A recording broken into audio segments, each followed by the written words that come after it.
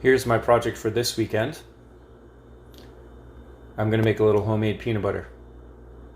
I've heard it said, do what you can with what you have where you're at. And to that end, I'm using sea salt instead of kosher salt that the recipe I found calls for, since I don't have kosher salt.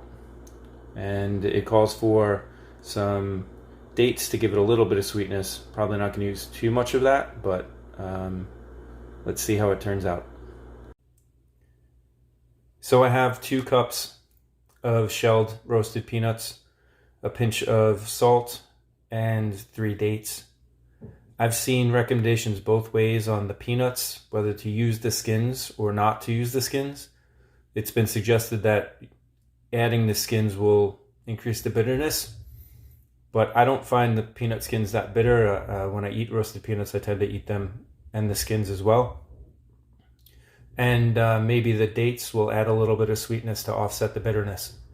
But I'm going to get this in my food processor and see what happens. So there are my peanuts in the food processor. I've pulsed them a couple times. You can see that they're chopped up or starting to get ground up. If you like crunchy peanut butter, you should take some of these nuts out now and put them to the side to add after your peanut butter is finished. I'm also going to add the dates next to get them ground up and start getting them ground up into the peanut butter. As you can see, as it's ground, as it's processed, it's really started to turn more into a butter type substance, and I'm going to keep going a little bit more to see if I can get it a little bit smoother. Supposedly you have to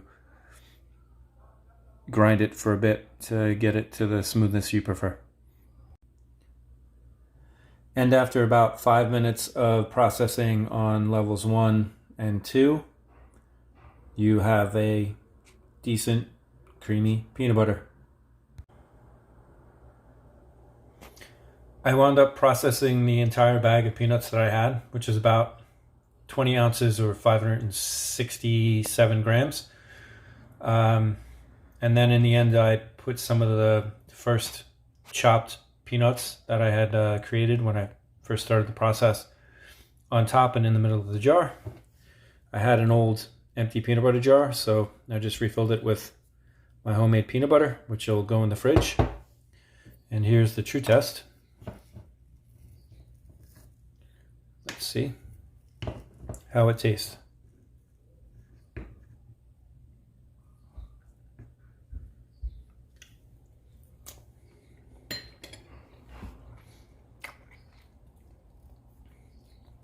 That's good. Nothing like peanut butter out of the jar.